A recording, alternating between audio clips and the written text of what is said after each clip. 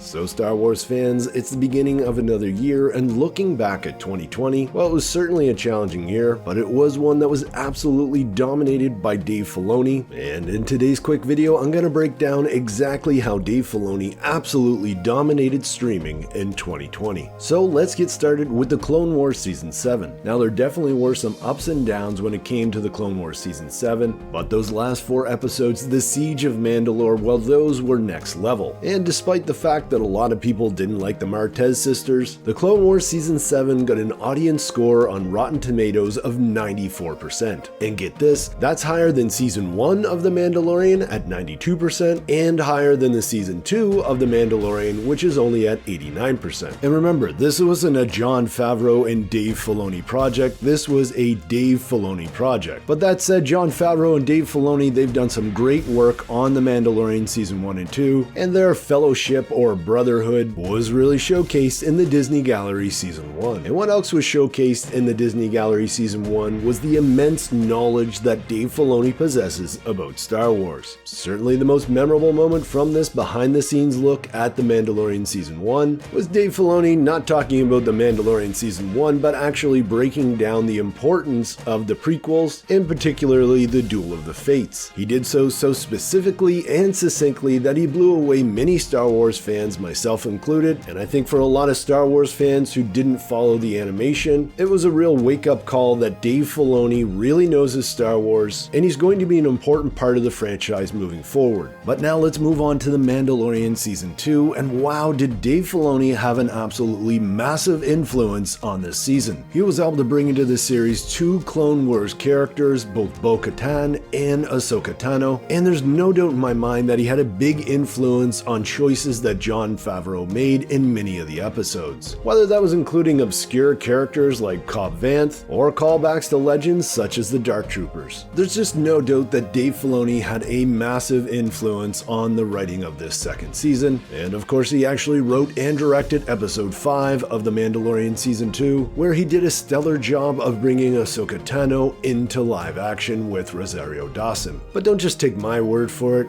Episode 5 of The Mandalorian Season 2, directed by Dave Filoni, well, it got a 96% on Rotten Tomatoes. That's better than the Clone Wars Season 7, and it's better than Season 1 of The Mandalorian or Season 2. So despite the fact that 2020 was a dumpster fire, it was an absolutely breakout year for Dave Filoni, and he's certainly just not that Star Wars animation guy anymore. He's an important Star Wars creative, and we're going to be seeing stories from Dave Filoni for a long time to come. But hey, Star Wars fans, that's how I see it. Let me know how you feel in the comments below. As always, I'm Mike. Thanks for watching, and may the Force be with you.